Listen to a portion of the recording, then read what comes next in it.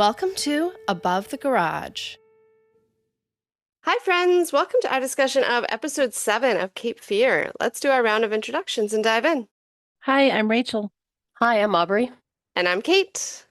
This episode really picks up right where we left the last one. Tom's still holding Nevaeh down on the floor after her surprise attack from inside the wall.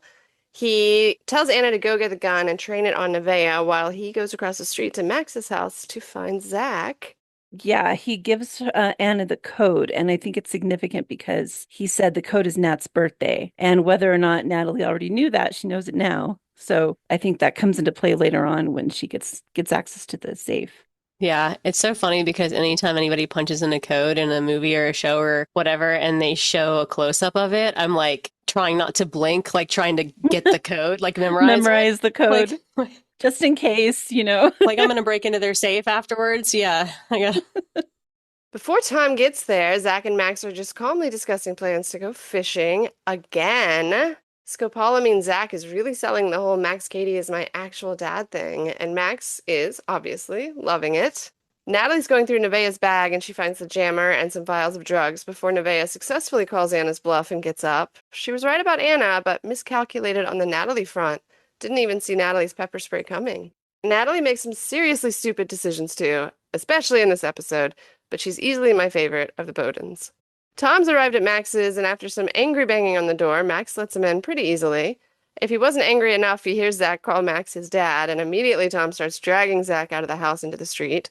But the clear breaking point is the moment Max says, "He's not your son anymore, he's mine." That's when Tom loses all control and just starts beating the shit out of a very pleased Max in the middle of their street on video. Exactly what Max wanted to happen, so of course he doesn't even try to defend himself. It's not just Natalie with the surprise weapon, though. Zach pulls out a knife and stabs his dad in the back to stop him from hitting Max, which had to have been the cherry on top for Max. Once the emergency vehicles arrive, it's Max receiving medical care first and sharing a look of collusion and satisfaction with Nevaeh as she passes in handcuffs. One that I don't think Natalie catches, but he gives Anna and Natalie an eerie little smile at the end, too. Tom is also receiving medical care for his shoulder. I was surprised he wasn't in cuffs, but he wasn't, right? Even though he's holding his hands a little bit like he could have been. He wasn't. I was expecting him to be, too. Yeah. So, okay.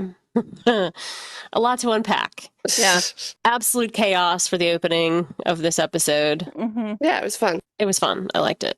But the first thing that I'm thinking is, how has Tom and really all of the Bodens not learned from the fact that they keep getting recorded and having AI shit happen to them? It's insane. It drives me crazy. I don't understand it. The car was parked in front of them. Right. And they had their cameras up recording. And he just kept beating the crap out of Max. Yeah, the stupidity just really bothers me. I guess he was too emotionally blinded, I guess, but that's just... I understand that what just happened was batshit crazy, all of it, especially the fact that Max is saying he's not your son anymore, he's my son, which is all crazy. But it's like, and how Tom didn't seem to have any consequences of this episode was also baffling to me. Because I thought for sure he'd at least be taken into custody for assault. Right. I guess they said because Max didn't press charges. Right. Okay. But is that it then? Is that how it works? Even if you do something that violent? I guess. I think it might be. I'm not sure where the prosecutor can prosecute anyway without the victim wanting it. I know that's a big thing in domestic violence is them not, right, prosecuting. But maybe that's not on video. So I don't know. Yeah. But it's also at this point, because you know that that's the game Max is playing with the cameras, with making up AI conversations or things that you've said, why would you walk over to his house without recording what's happening yourself? Yeah. Because Max keeps saying crazy stuff like the thing you just said about, "It's my son now." Right. Well, no one else is going to hear that or believe that, but Tom could have just recorded, he could have started a voice note on his phone as he's walking across the street. Yes. Right. The only thing I can think is obviously he's not thinking straight. Yeah. And is being driven by emotion, not logic. But yeah, I mean, two can play at this game of recording shit. Yes, exactly. So he's got devices too. The Bodens are playing checkers while Max Katie's playing chess. That's what's happening, right? Yes. Right. And they're not getting better.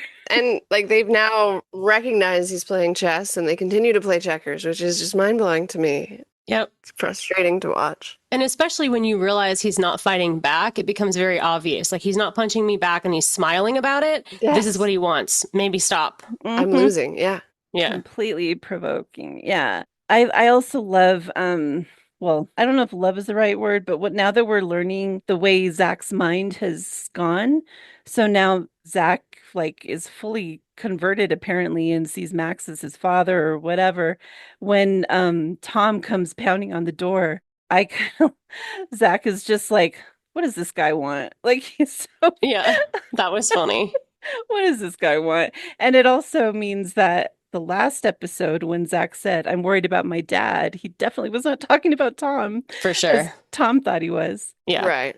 I think the complication of Zach sort of thinking about, let's go fishing again. And that's something that clearly Tom used to do with him because of the episode where Tom comes in and wants to go fishing and then he wants to go to the SCAD thing. Yeah. Right. So it's like he's conflating these memories of his actual dad with Max. Right. Because I don't think they actually went fishing together. I think that's just him remembering something from his life with Tom and implanting that on Max. I was wondering that, yeah. Could be. Yeah, that's interesting. There hasn't been a whole lot of time for them to do that, so yeah. Yeah. But we've been left out of the loop on a lot of the manipulation of Zach. A lot of it's been off screen. We've seen little, like, the reactions of it. Yeah, and we did think that he had met before they were in the bathroom. They were very familiar, right? They seemed familiar in the bathroom. So they must have done something together. I mean, it could be fishing. That's a good point. Yeah. But I kind of doubt it. It's time consuming and it could be either, because I think that they've deliberately not shown a lot of the interaction that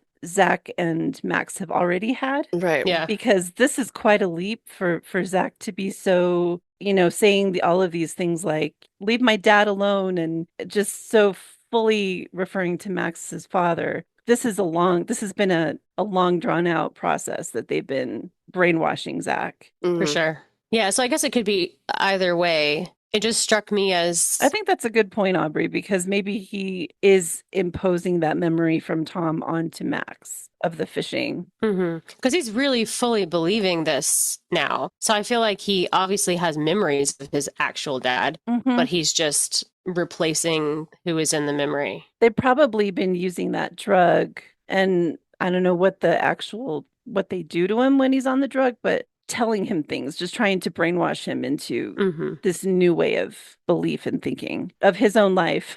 Right. Yeah. And then I also was like, okay, remember when we had those establishing shots of Tom working out really aggressively? Well, now I feel like that was just a setup for us to believe that he could actually kick Javier Bardem's ass in the street. Even when he's not fighting back. Yeah. To make that believable.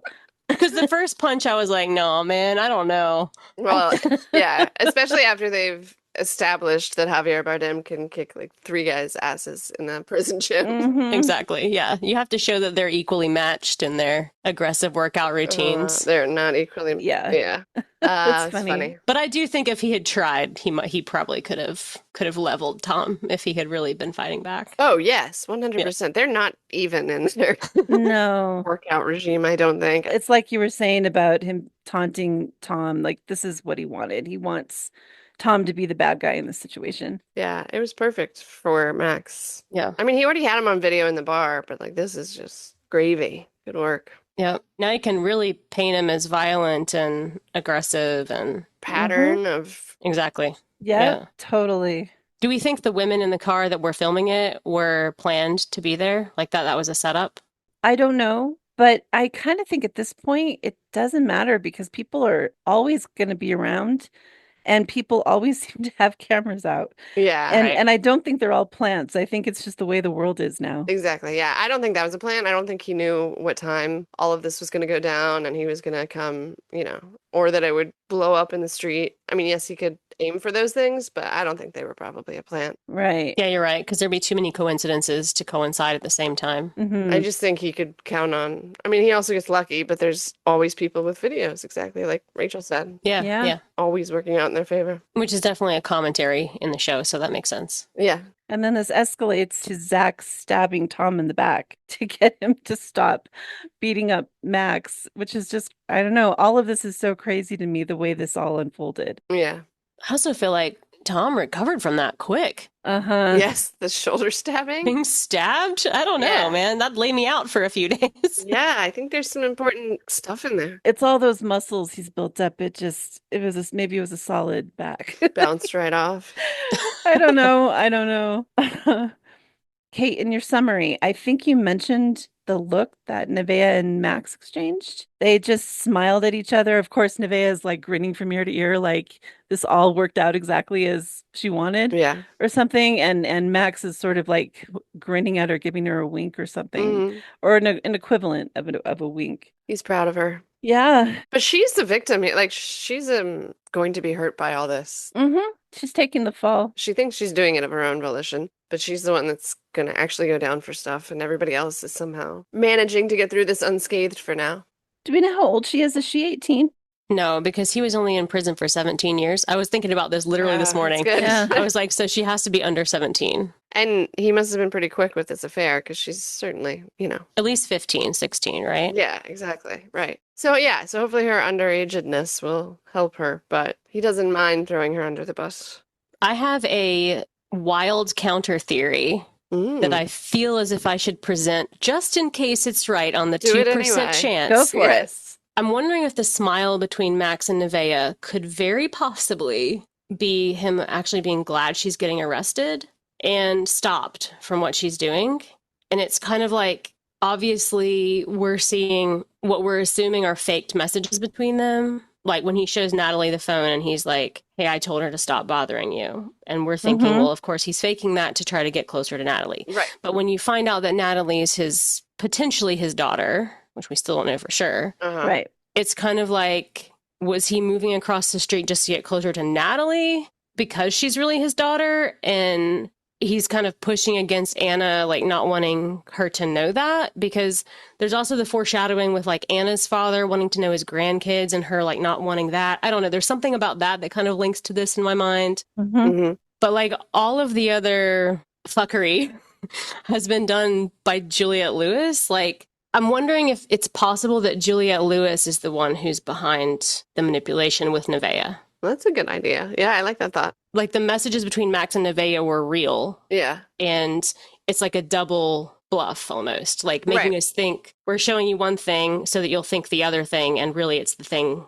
original thing all along. Yeah. Yeah. And I actually agree. That occurred to me watching this episode about the postcard that said like, can't wait to bring you here or something to that effect. Right. I thought that postcard may have been sent to Nevaeh from Crystal and not Max. Yes. Okay. But since Max kills Ray, he's now a villain in my brain. So I agree that I like this theory. I don't know if I buy it as being accurate, but I can see it and I like it. I think that both things can be true in a way, though, because it's not like Max Cady is an innocent, perfect human being. Like, he's done some fucked up shit. Yeah. So, like, he could still kill Ray and that not be related. It's more just that he was stressed about, him seeing Natalie in the car and ruining what he's got going on there. Yeah. So, I don't know. I like this as a theory, but I still think the more realistic thing and more likely thing is probably that it's him behind it, but it's interesting. I like it. I have to rewatch it from that perspective. It could split out, like Crystal's behind parts of it, Max is behind parts of it, Nevaeh's behind parts of it. I don't know. But the Zach portion of this, I mean, this whole thing between Zach and Max seems to be something that's been ongoing between them for this reveal now that Zach is calling Max his dad.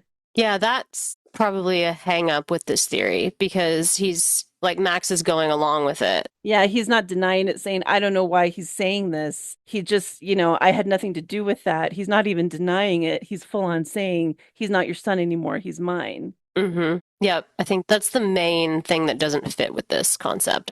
But it is interesting to think in those terms because I think the whole time I've been watching this show, I keep like trying to think about what's the opposite of what's the most obvious explanation? Mm-hmm. Yeah. Because I've been skeptical of how guilty Max actually is this whole time, because I feel like he's the obvious choice to be the key villain and behind everything. So as these other characters have emerged, it's sort of interesting who's the most, or who's really responsible for which portions of all this manipulation. Yeah. Yeah, I don't think I decided last episode, I don't think he killed his wife. Yeah, I think I'm with you on that now. I was always skeptical of that only because it just seemed like the most obvious. Yeah, Right. There's going to be twists. Yeah. Mm-hmm. Right. It was 50-50, but I feel like I moved more towards no in the last Right. episode. You're right, in episode 6, yeah. I mean, I think also just because Max Cady is the villain of the movies, too, it's kind of like, well, maybe they're trying to change that so that you can't see it coming. Mm-hmm. There's something else that I thought was really interesting in episode 4, because there's an implication of off-screen violence that Max engages in with the used car salesman, because there's the scene with him taunting him with the heart-shaped glasses, and he zeroes in on the gold watch. Mm-hmm. And then it cuts to him with Anna, and he's wearing the gold watch. Right. And he's there with his dog in the middle, and like, yeah, we didn't see it, but he had to have caught up with him and done whatever to obtain his watch. Right. The next day, Noah and Ray are grilling Tom. Max isn't pressing charges, as we discussed, a little surprising, but Anna gets it. It's just so he looks like the better person. They found scopolamine in the walls of their house where Nevaeh was living. And I almost said this earlier in the season when we were discussing scopolamine, because it sounded like a drug that Dave took for motion sickness on a cruise we went on. But I assumed it was just, I was wrong, because he was not, as far as I could tell, in a zombie-like state. It was the same, though, because they reference it later. They're like, the motion sickness drug. It's a patch that you wear, but he did not have anywhere near these side effects. However, he did have a really bad side effect on day, 6. He woke up and he, couldn't see.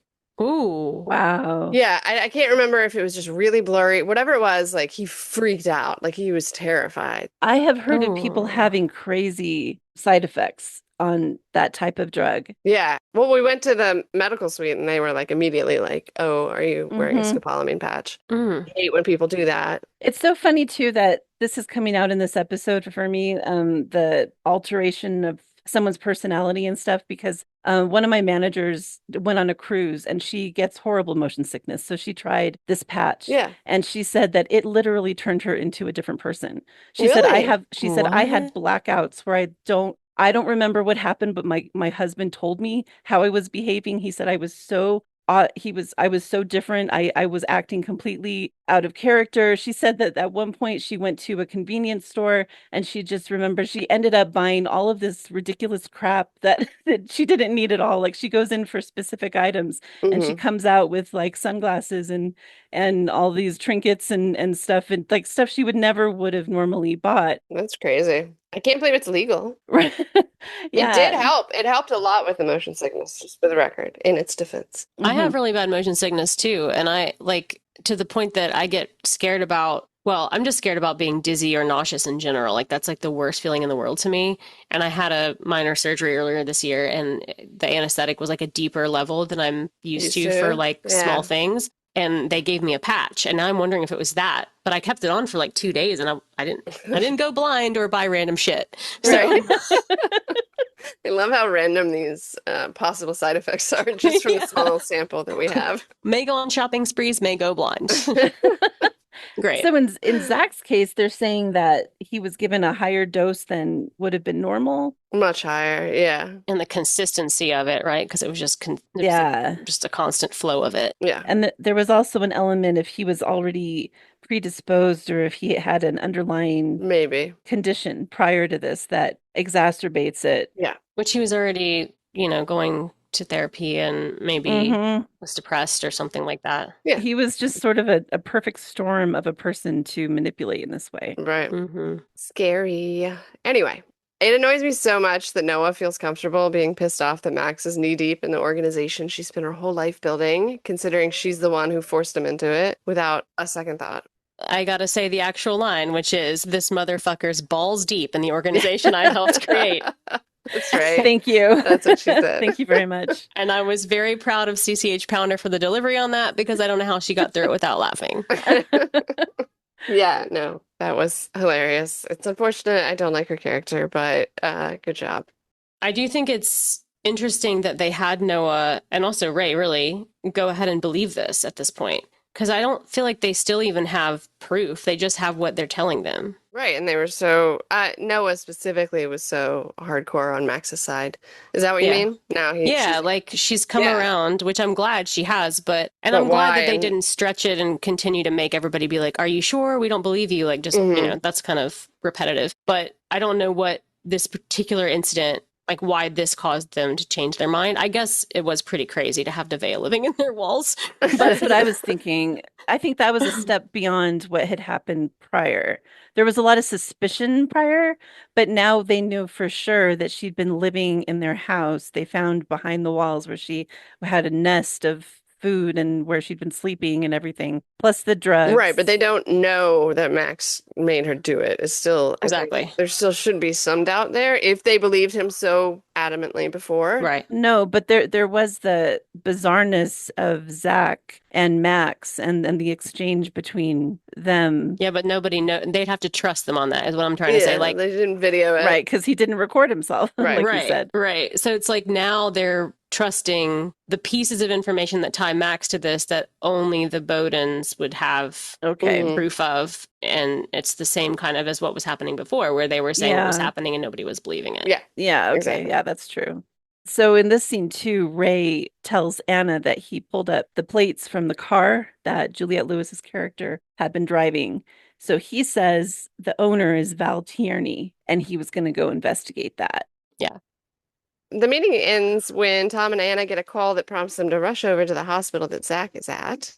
Natalie's staying with maybe the least likely of her fathers, Paul, which allows her to ask him bluntly about her paternity. That was good. The least likely of her fathers. Yeah. Oh. We were both cracking up. We were on mute cracking up over here.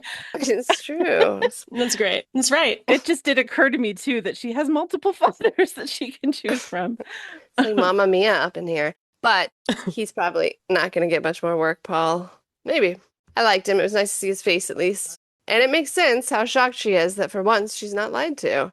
Paul basically tells her he doesn't know for sure if she's his daughter. Natalie gets upset and lies about Anna being outside so that she can leave. So Paul is a gullible idiot too. Whoever her dad is, unless it's Max, she's got a whole lot of gullibility in her DNA. He could have just literally looked down and seen that her phone screen didn't light up when she touched it to look at the fake message. Or look out the window. Is there a car there? No. Yeah. Right. I did like that they showed us that, though, so that we know what's going on before anybody else. Like, they show us the screen while she's touching it, and you're like, okay, she's lying about this. Right. Mm-hmm. Also, I feel like there's a lot of, like, daring people to follow up on something in this episode. Because Natalie's like, well, if you don't believe me, call mom. Yeah.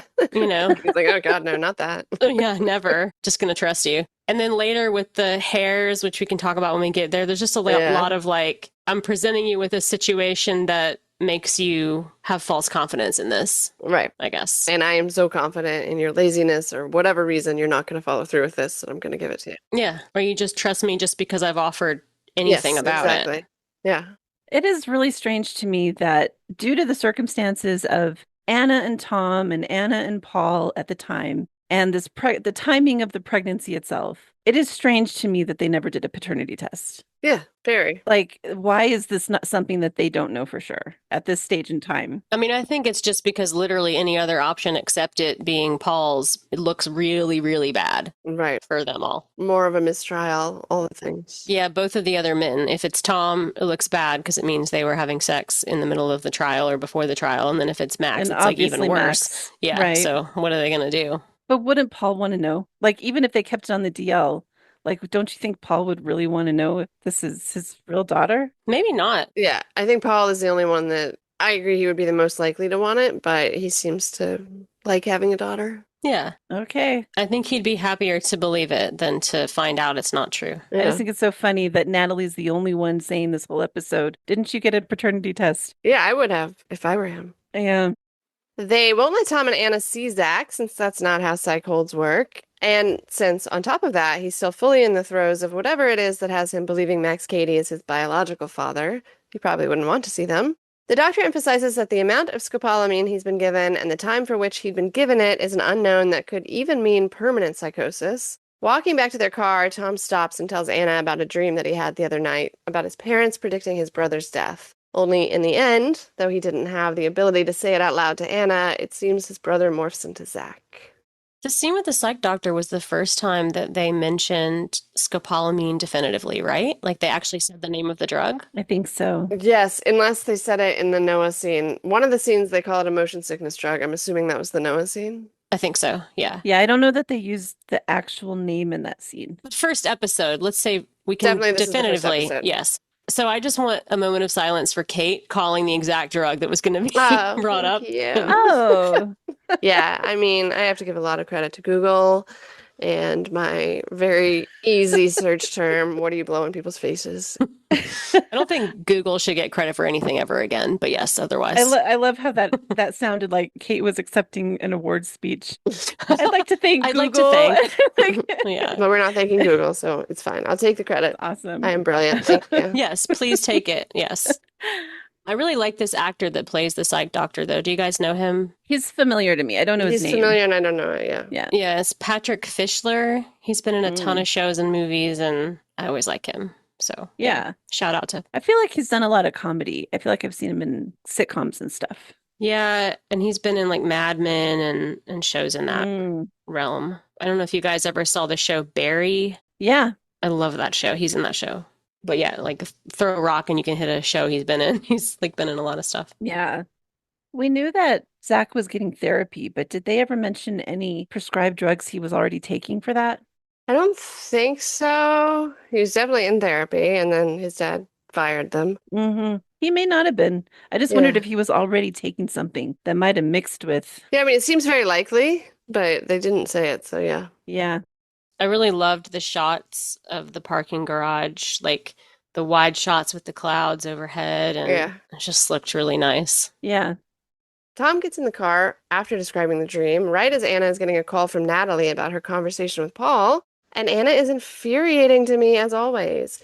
She gives her daughter shit about bothering her with so much going on. It makes Anna think something bad has happened. Probably to Zach, her favorite child. Not just the trivial matter of wanting to know who her real dad is. No time for that right now. Natalie is the first person in the show, I think, to straight up point out that Max should have gotten a mistrial, especially if Natalie is in fact Tom's daughter.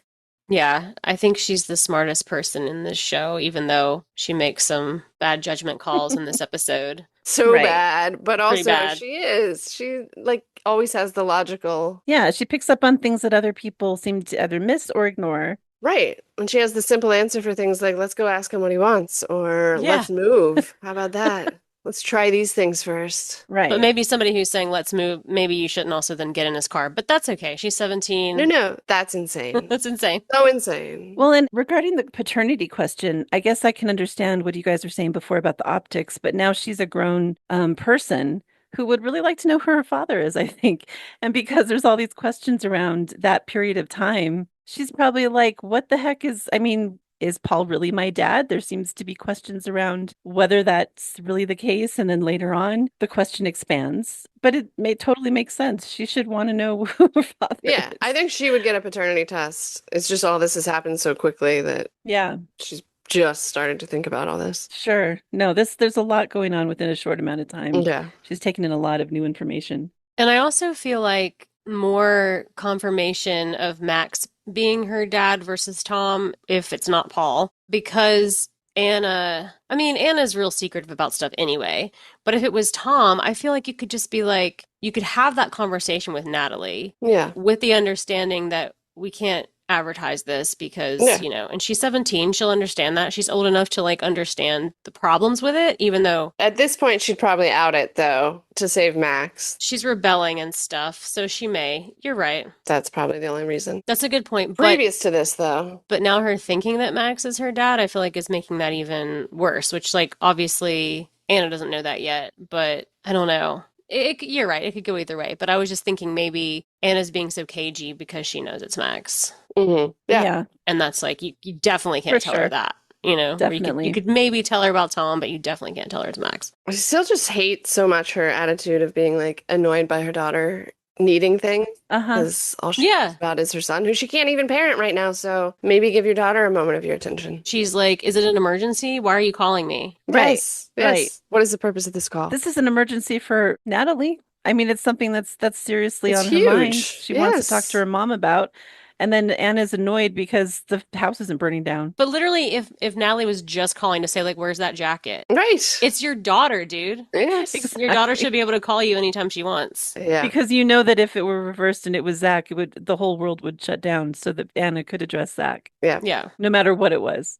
Natalie is home from Paul's now, looking at items, including an old concert ticket, when she calls her mom. And of course, Max astutely senses this would be a good time to come over and spend a little one-on-one time with Natalie. And so he does. He brings the cat to make it even harder for her to say no, and she opens the door after a little hesitation.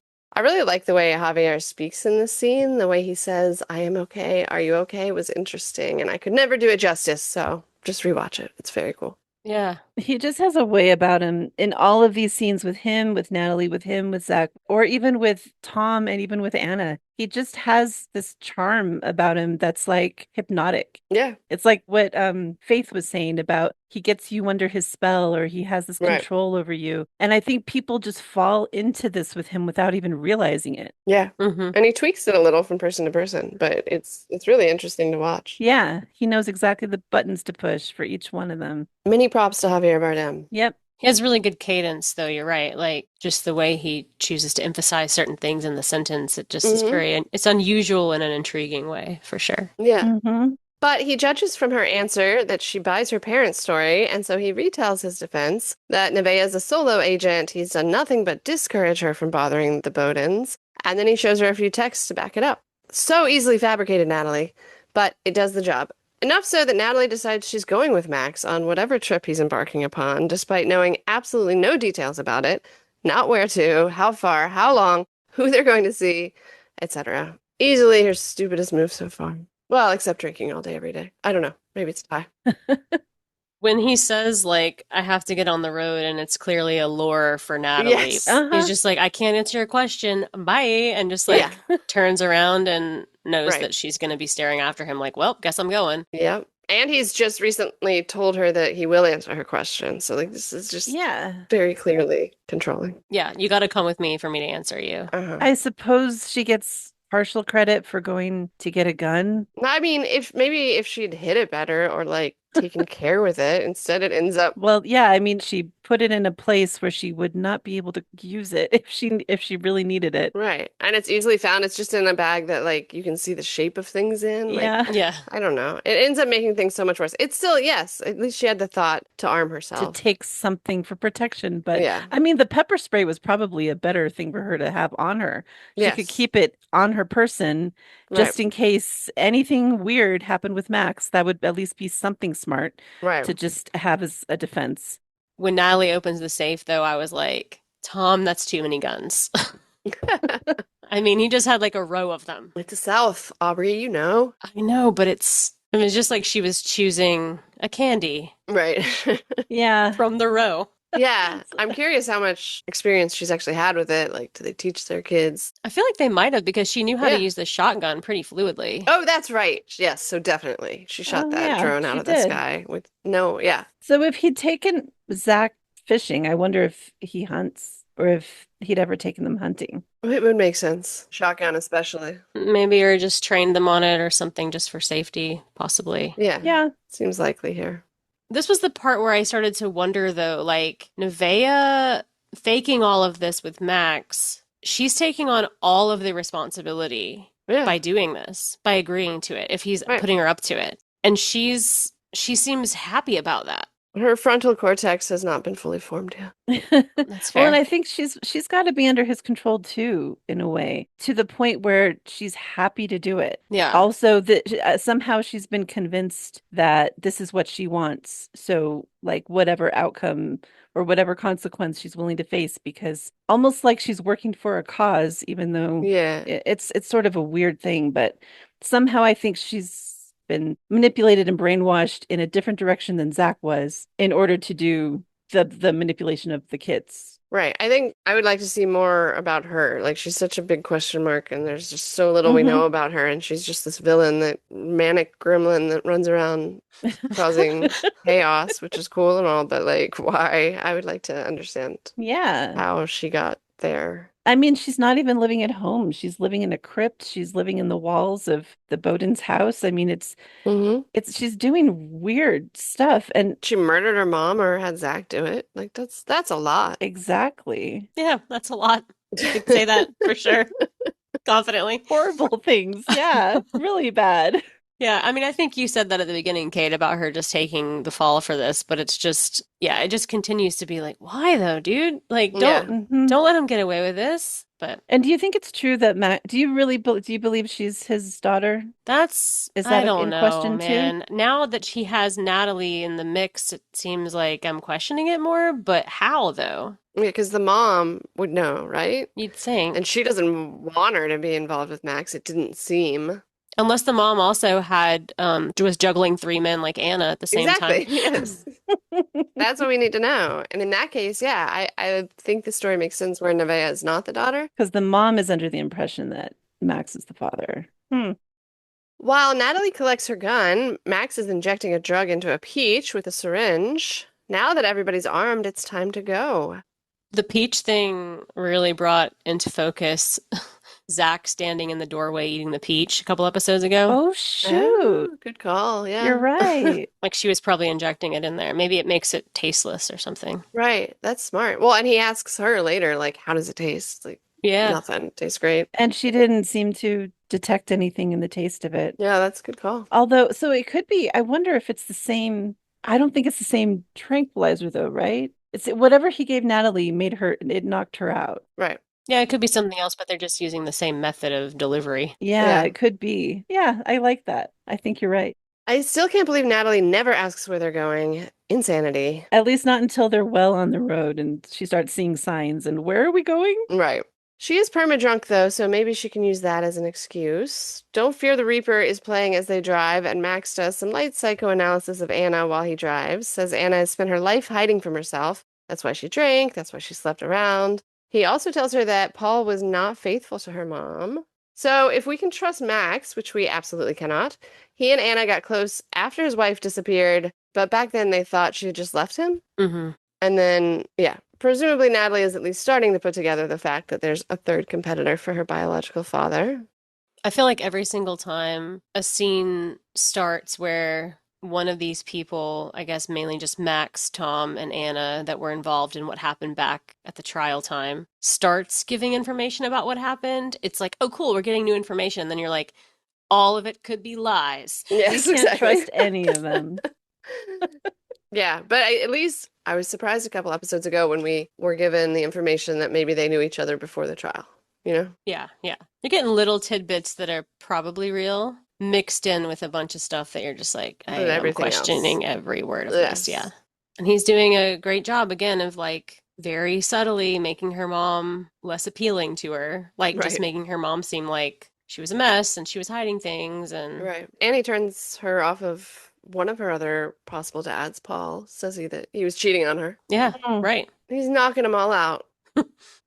Back at home, Anna is just sitting in Zach's room being sad when Tom comes to join her. Ray's investigating the station wagon lady, thinking her name is Val Tierney, but Val is not the woman he's looking for. She sold the car to Crystal Katie, and for $100, she gives him the lowdown on Crystal. She's Max's sister, and she's been in and out of mental hospitals for years. Val also knows where he can find her, which is ultimately very unfortunate for Ray. We did it. We maintained that she might be a sister even when they made out. Yes. We stuck with the theory. I remember you and your comment at the end. You're like, but I was just thinking they could still be siblings. Congrats to the true believers. Oh, man. Incest is real. We're not wavered by the kiss. Yeah. Persevered. I have to also say that for some reason when Ray said earlier in the episode that he had traced the owner of the car to a Val Tierney, for some reason I didn't like that name for her. It didn't seem to fit. Yeah, it did not. So later on when we realized that wasn't her and her real name is Crystal Katie, I was like, Crystal, that's a much better name for her. I thought it fit her much better. Yes, it seems more fitting. Good call. Well, and also at this point, I was like, okay, it either has to be Lila from the story that he was telling at the dinner, which actually I think now that he was talking about Anna. Anna, right. Yeah, that the whole story was a fake name for the way that his Right. relationship was with Anna back then. Yeah, agreed. But like then the only other option is the C on the postcard. So I was like, Val, I don't know. We're not going to introduce a third name. No, It's we going don't to be have something room. with a C. Yeah.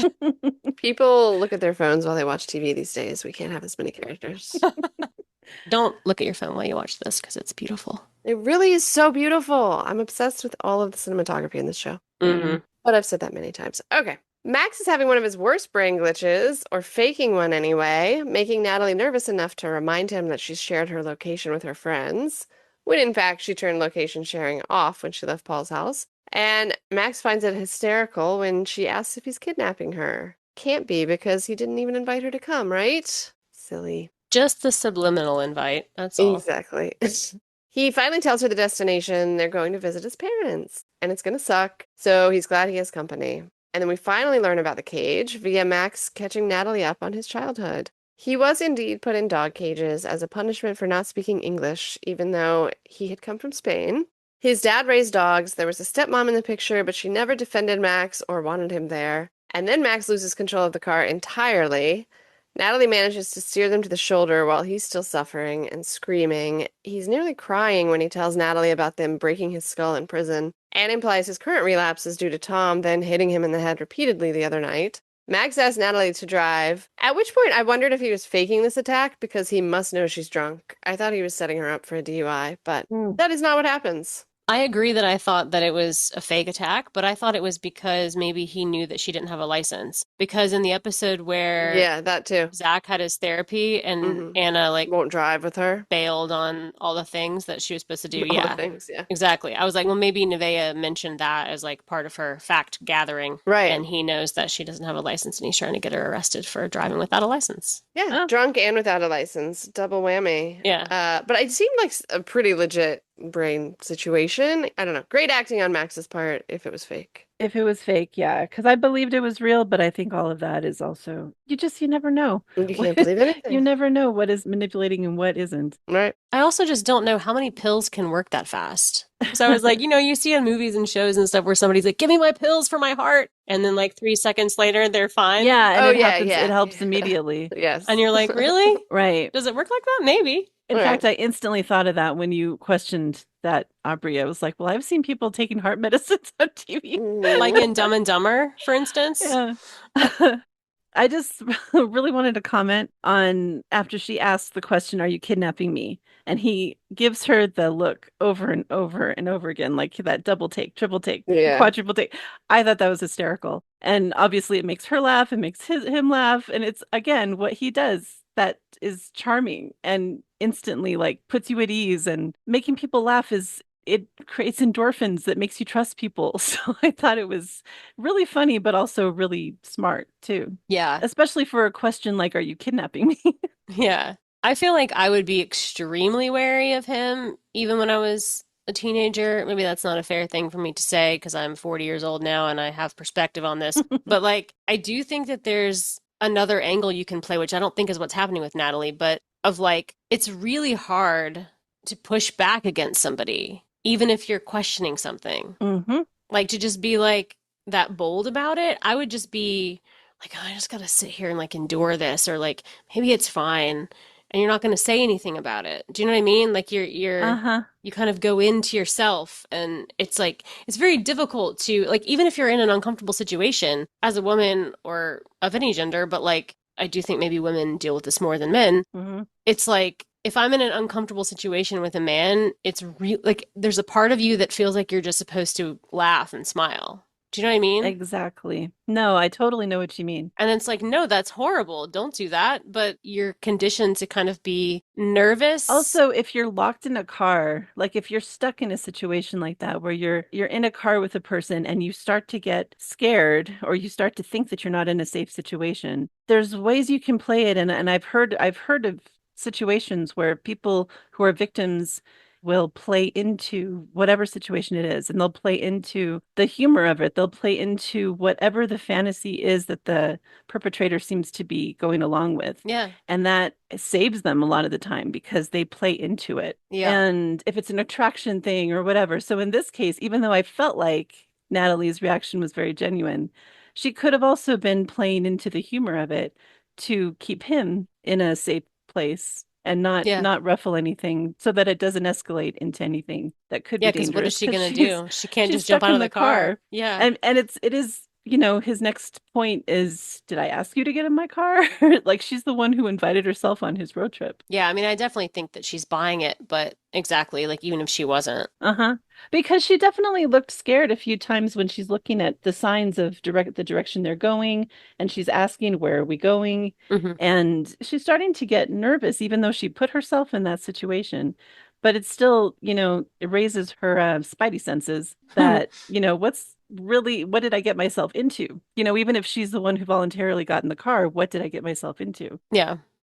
Tom's found some more scopolamine vials hidden in their walls that the cops missed in their search, and his new plan is to plant them at Max's house. Sounds like maybe they're getting up to their old tricks. Anna's finally sensible for half a second here. Why don't we try the moving thing first? But instead, Tom convinces her, and then she makes the plan even more villainous. Let's have one of my ex-convict friends do it instead of us.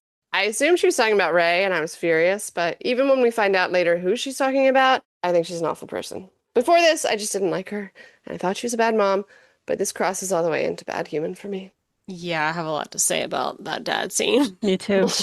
Yeah. Oh. Most of it against Anna. Yeah. Right, it's awful.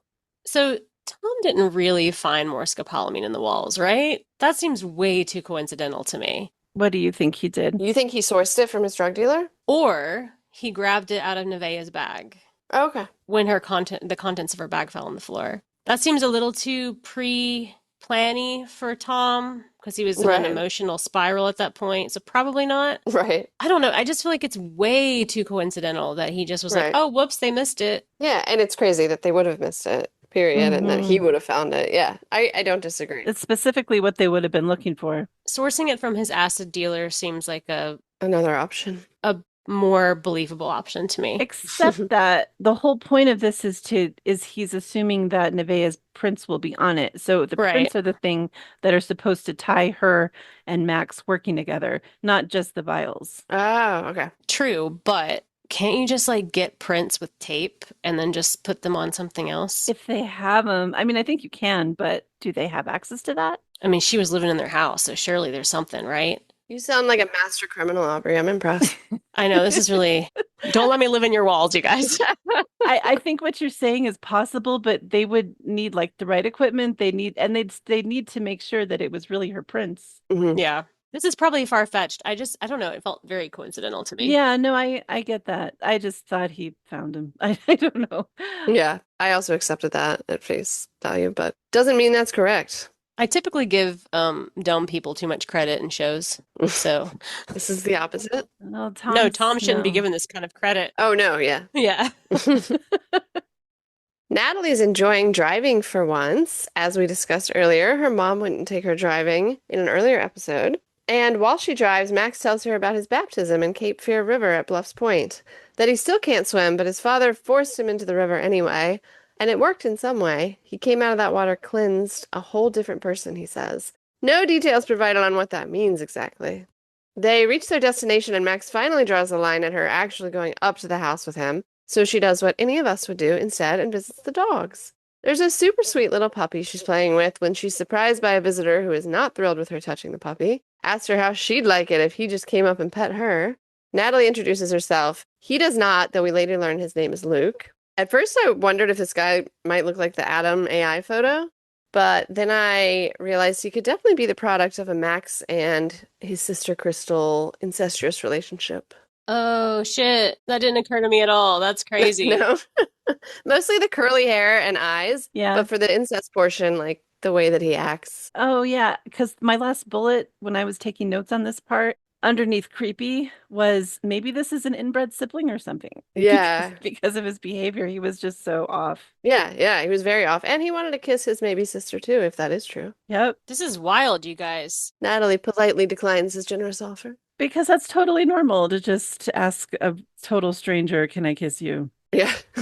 So creepy. I was kind of questioning, like, who is this guy and what's the point of him being here? I mean, obviously they say later he's taking care of the dogs, which seemed like an excuse, but like that scene, I don't feel like this show does a lot of scenes that have no purpose. They don't Right. just throw things in randomly. Right. Wow, okay. I buy it. Let's go. Let's do it. I'm on board with that too. We're just in. We're 100% in now. 100% in. Yep. Chips laid. Out. I mean, you guys were right about the brother-sister thing, so. Yeah, I feel like he must be somebody. I think Max Cady has like 10 kids at this point. Yeah, he's like not right. That he knows about. Some more than we've just invented just now. Just decided. But it's true. He's all sad about not having family. He clearly got around. Yeah. While Natalie and Luke are making their acquaintance, Max is slowly walking up the stairs onto his porch, looking at photos of his sister, I think, somehow distracted enough to miss his dad sitting in the corner. When he does make himself known, you can tell that Max is legit scared of this guy.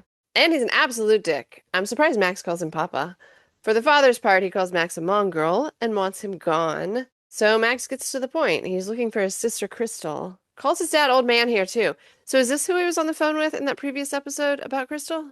Yes, I think for sure now, right? Yeah, that makes sense. What phone call? I think Scarlett called this. It was in the scene where Max got the postcards from Crystal in the mail, and then he goes inside and calls someone, and he's like pacing around his living room, calling them, being like, "You better control her. You better fix this problem." Yeah. Oh, yeah. And we weren't sure who the guy was on the phone. Okay. Yeah, and he calls him old man. Yeah, but it was in the same episode that he called the man in the prison that introduced him Right. to Santeria old man. So we were like really puzzled by all of that. Right. Right. But this makes more sense. I mean, maybe he was on the phone, so it's different, but like this seems to be the one person who Max is truly terrified of. Yeah. But yeah, like being over the phone, because he was really like yelling at him. It didn't seem scared of him then. Yeah, he wasn't cowering on the phone. But it's easier over the phone than right in front of him when his dad is being an absolute monster. Right. And in the place where the trauma took place too. Absolutely, yeah. Yeah. He does. I remember in that call, he does threaten the old man. He's like, you want me to visit you again? You want that? Like, so Yeah. I guess you did attack him in some way previously. But his dad's not scared here. And it's legit very sad when his dad almost makes him cry when he shocks him with a loud bark. Yeah. Yeah. Like, why on Yeah. earth hasn't Max killed this fucker yet? That's crazy. Could it also be the fact that he used that as a threat? I'm going to come there. Just the fact that he knows his dad hates him so much that he doesn't want to see him. Oh, yeah, maybe. Which is sad, but Terrible. yes. Yeah. The bark actually reminded me a little bit of some of the stuff that Javier Bardem has done in his performance. Like, The ice cream and like just sudden things. yeah, like where he just is like standing there and then, "Ugh," or whatever. Yeah. Right. Yeah, he has done that. Learned those mannerisms. Mm-hmm. Javier Bardem is amazing. Yes. Also, okay, so the pictures you were saying at the beginning that he was seeing of his sister is the dark-haired girl that he's seeing in his flashbacks, right? That's what I was thinking. So there were multiple pictures. There's one that looks more like Juliette Lewis to me. Because I'm like, man, we were saying, oh, it doesn't look like her when we were thinking about the flashbacks and Juliette Lewis, and I'm like, did we forget hair dye exists? Right. Yeah, right. And there's one photo there where I can see like some similarities. So that's when I was kind of changing my mind on that. But it's still weird to me from the flashes we've seen. Does not look like her face. But you're right, I can kind of see it more now. Yeah, in those pictures than in the See the similarity. shot Yeah. that they show. Mm-hmm. Did he ever say how many siblings he had, or just that that his father had a whole other family with other siblings? I think that's all he said. So we don't know how many. Just to hold their family. Yeah, he didn't specify, Yeah. I don't think. Yeah. Be crazy if they tried to add another sister at this point, though. Like, Please stop. Yes, we're good. everyone's related to Max Cady. We have to count children now. No more siblings. When Natalie flees from Luke onto the porch to join the party, Max's stepmom Hester does too. Another real gem. She's awful, but she does accidentally reveal Crystal's location to Max, so the dad temporarily turns his abuse to her and slaps her hard. But not before she accuses Anna of putting Max away because she was attracted to him. It doesn't seem like they know who Natalie is, which is good. And now it's time to go. Also time for the poison peach. He hands it to Natalie while he admits he was in love with her mother or something. It's kind of like the thing that he says in the car when Natalie's like, she was drinking and other stuff. And he's like, other stuff. Yeah, good call. Exactly like that. Hester, I don't know who this actor is, and I'm not sure that we can find out, but I thought she was fantastic. Really scary. Like, she was in 26 seconds of Yeah. footage here, but she just Yeah. arrived and stole the scene to me. Yeah. She definitely made an impact. Yeah. Also, we haven't even said Ron Perlman is the dad. Oh, Yeah. I right. love him. Ron too. Perlman. I always forget his name, but so in my notes I was like, Sons of Anarchy guy. Right.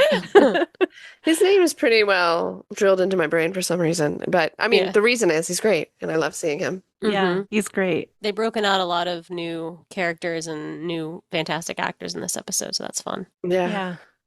Back with Anna and Tom, we meet the ex-convict she's invited to join their fucked up drama. It's the man who was trying to bring her kids Nikes earlier in the season, her father, who is not allowed at their house. Again, maybe that's for a very good reason, but in this scene, it just seems like he's a genuinely caring person and happy and excited and nervous, and they're just plain cruel to him. Yes. They look down at him from the stairs and tell him he looks smaller than ever, and yet Brandon is still not deterred and just earnestly tells them he'll do anything to earn their trust back after he's already moved to Savannah and worked for years here to be an honest man and earn the right to be part of this family. This scene, and obviously the next scene off with them also, but I hated them. I agree. It's like they haven't ever said what he did wrong. So Right. at this We point, don't you're have just that. like, who am I supposed to trust? Because I'm not really trusting Anna a lot right now. Yes, right. It's true. Although, so if they both have this reaction to him and we don't know what he put her through or what her experience has been with him, obviously he's been connected to crime. Did he spend time in jail? Did he said something about going back to prison later on? Yeah, he said going back. So he spent time in jail. Mm-hmm. We don't know if he was abusive. Like, I think that this would have been more impactful, maybe, if we knew a little bit more about what her experience with him had been. Right. The only thing I think we know is that he's bipolar, maybe. Did Yeah. Tom say that in a family history? Okay. Yep, the hospital Okay, was asking yeah. when Zach was there with his toe. That's all I think we know. Zach was there with his toe, like they were holding hands in the Without his hospital toe, together. actually. Yeah, without it. Yeah. But I think my counter to knowing more about his backstory prior to this scene is that if he did actually do some of the things that it seems like Anna is holding against him, the emotional beat of like feeling sad for him would be lost. And at this point, we don't know what's happened. So you're just going off of the acting and their interactions, and the way that her dad, Brandon, does really seem like he's trying to turn his life around to be a part of her life. And that he's worked hard to get to a point where they could maybe reconcile. Right. And he could maybe be part of her life again. Right. Because like I'm feeling personally sorry for him in these scenes, and like for sure. Anna's taking advantage of his efforts. And being cruel while she does it. Like unnecessarily cruel on top of that. Wanting this from him, but not willing to give him that benefit of the doubt that he's done this work on himself. Right. Well, and the fact that she was so adamant about, I don't want to ever see you again. And then that falls apart right away when she needs something. Right. Exactly. And she doesn't even appreciate it. Like she does not even intend to appreciate him risking his whole life and freedom. Yeah. Right. Kind of like what she did to Ray earlier, too, because you guys made the comment that he was somebody who she helped get out of prison. He was an innocent person. And then she's giving him shady things to do to help her with like the cell phones and stuff. Yeah. And putting him in a position where he could get in trouble again. Yeah. For actually doing something. Yeah. That she asked him to do. It feels really fucked up. Yeah. And in this case, now she's using her father in this way. Yeah. Yeah, the actor Ted Levine, who plays her dad, just really killed this scene. I was so moved by his performance in this scene. He's incredible. I was so sympathetic. He's the guy who was Buffalo Bill in Silence of the Lambs. Oh, really? Yep. No way. Yep. That's crazy. Love this guy. He is an incredible actor. I mean, that performance has haunted me to this day. Yeah. And he's also been other things that are totally not scary, but he's just has such a kind of weight to his performance. He's got a lot of magnetism. That's awesome. I love him. Yeah, he's great. I did find it funny when Anna is standing on the steps and Brandon says, "You're taller than I remember." And she says, "Well, I am on the stairs, Dad." Yeah, I do too. Before it got mean, that was funny. Yes.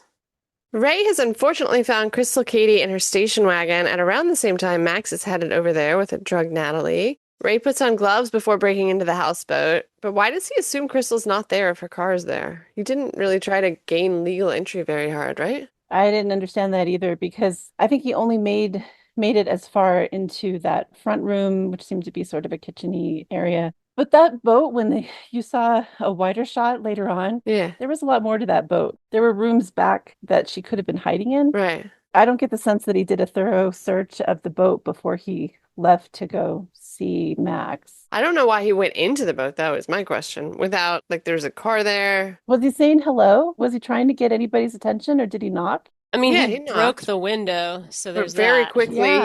yes. Yeah. Exactly. I was like, Ray, babe, you're breaking and entering. I didn't understand that. Yeah. He's really doing some illegal things for Anna at this point. For an innocent person, yeah, he's doing a lot of crime. Stupid. I mean, I know that he feels indebted to her, I guess, because she helped him get out of jail, Yeah. but Inside, he finds the table covered in surveillance photos of Max, like the ones she sent to him in the last episode.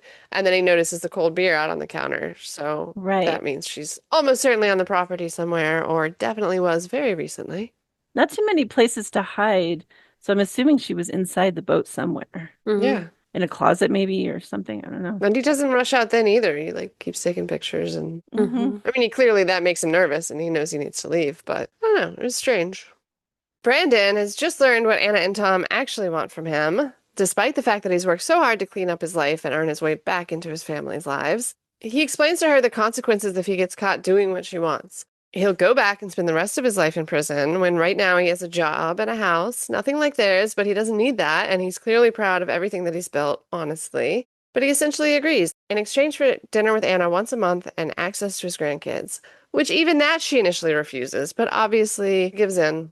If only Brandon knew he could probably directly approach either of his grandkids right now and be way more successful in telling him that their mother hates him, they would eat that shit up. Like, if he went up to the kids and was like, hey, I'd like to have a relationship with you. I'm sorry, but like, your mom really hates me. They'd be like, I'm into that. I hate my mom too.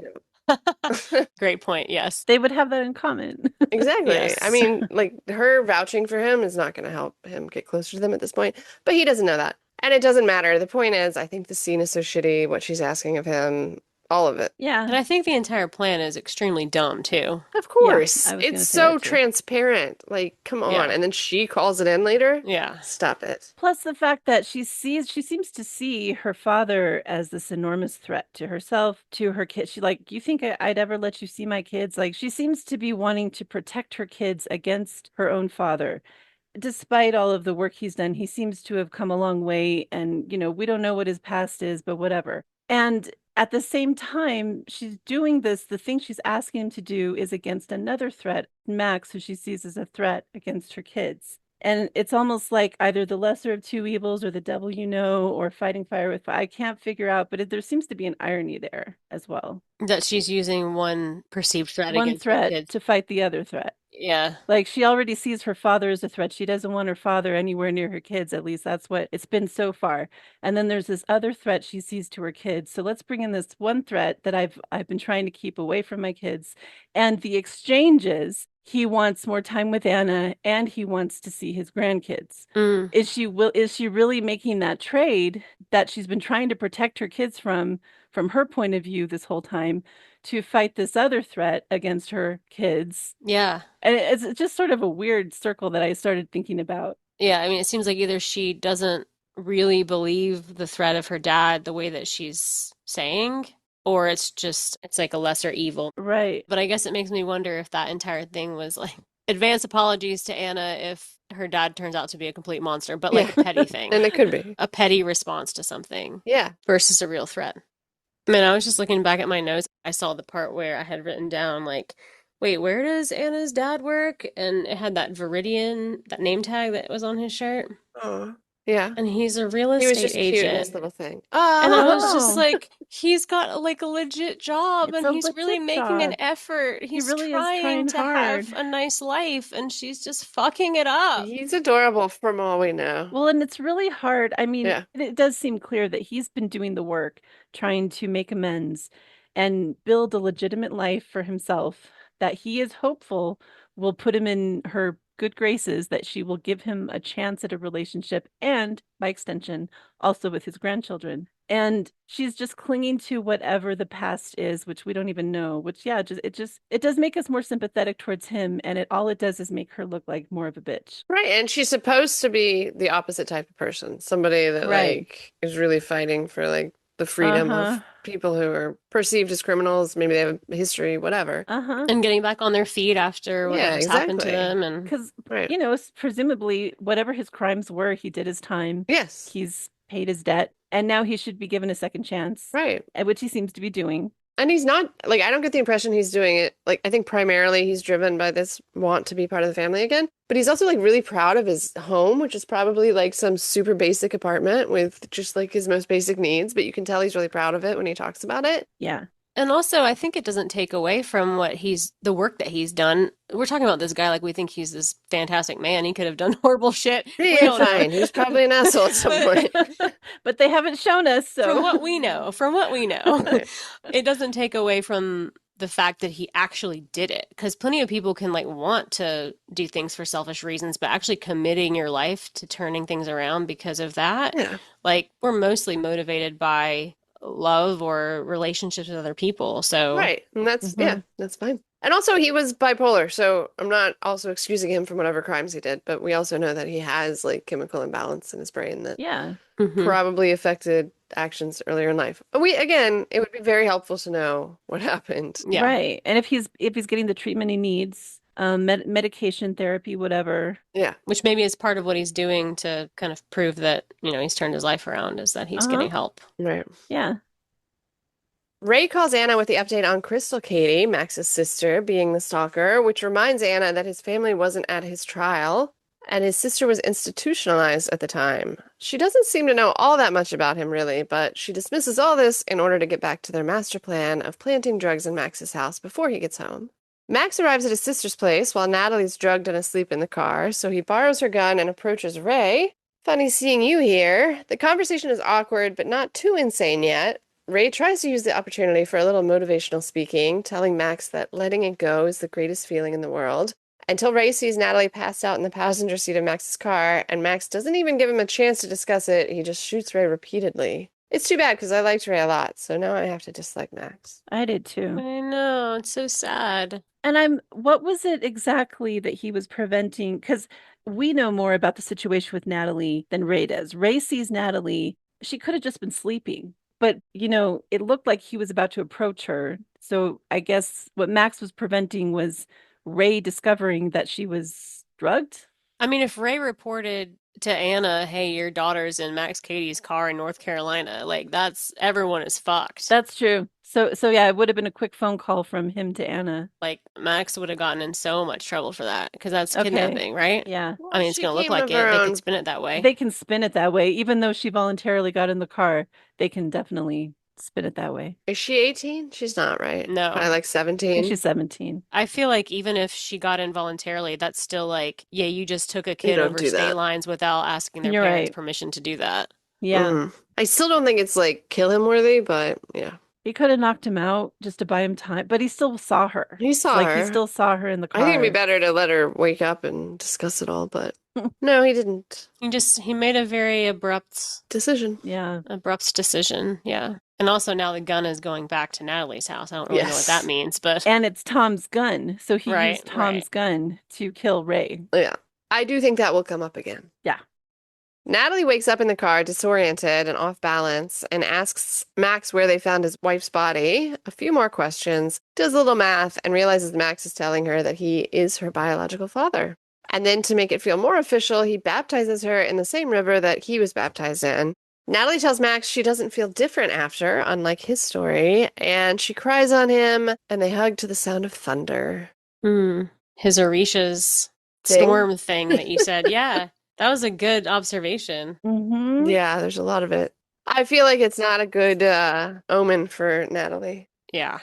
I love that she's as obsessed with timelines as we are here in this group. Yeah. Finally. Yeah. I appreciate that. And I feel like that's why she had concert tickets on the table in an earlier scene in this episode. Like, it just felt very timeliney to me because it was from at least like 10 years ago. Mm-hmm. Finally, we watch a show that cares about the timeline.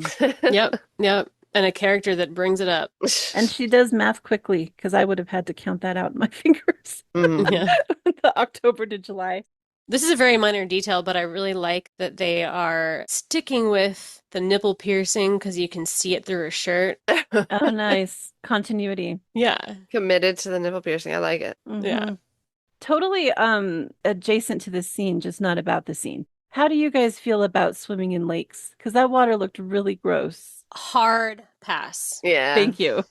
We do it when we go camping once a year, but like I'm constantly sure we're gonna have infections and die. I'd be totally paranoid that I was just going to get a staph infection or something. Yeah. The last time I swam in a lake, which was probably more than a decade ago, I saw a used tampon float past me, and that was the last time I've been in lake water. Oh my God. Gross. That was it. Gross. That ended it for me. Yeah, I love lakes in theory. It's similar to beaches, but for entirely different reason. But like, yeah, the dirtiness of the water. See, a beach is like the vastness of the ocean, the salt that disinfects the water, Yeah. The water's clean. the amount of space things have The way to the water move keeps out. churning also, I Yes, think, keeps it yes. clean. Yeah. Lakes are different. That's what I mean, though. Like, I don't like lakes for the fear of the dirtiness of the water, but I also want to love beaches. And then when we're actually out at a beach with kids, like the sand and the sunscreen and like various different things that have nothing to do with the cleanliness of water make me not love beaches as much as I would like to. That's all. Gotcha. Not the same cleanliness of water, though. Yeah, there's an ickiness to it too.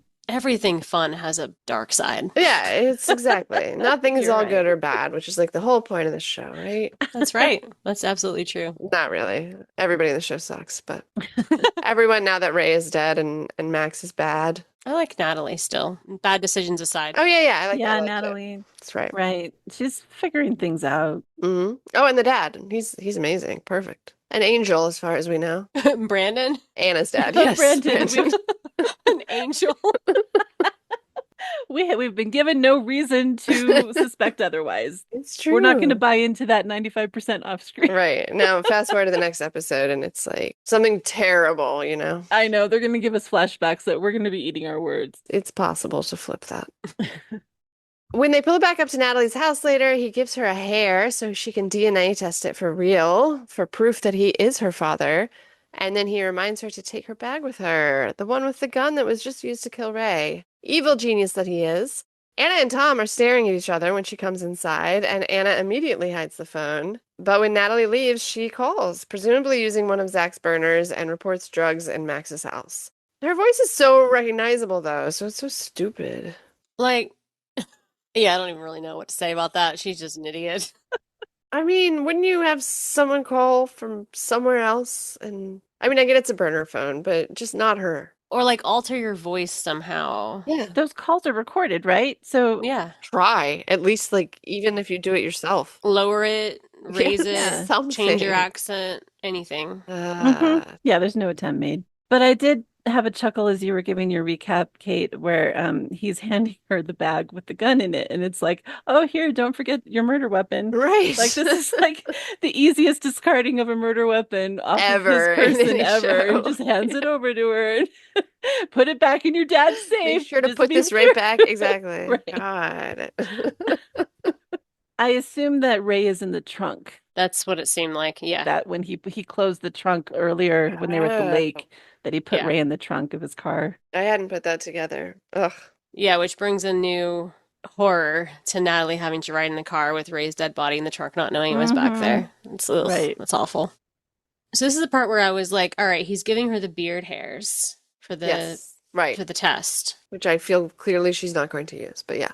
Yeah, that's the thing, is it's like she's probably trusting this on vibes. Because she's Yeah. like, She's already solved it, kind of. Yeah, exactly. and if he's willing to give me the beard hairs, then it must be true. Clearly it's true. Right. So I don't actually need to verify it because otherwise he wouldn't have given me the way to verify it. Right. Even though she used this trick earlier in the episode herself. Literally. On Paul. Yes. And she's been saying all episode, didn't you do a paternity test? Didn't you do a paternity test? Yeah. Didn't they do a paternity test? Right, So go now she do has the one. means. Is she going to do a paternity test? I hope so. I don't think she is. Yeah, I But doubt we'll it. see.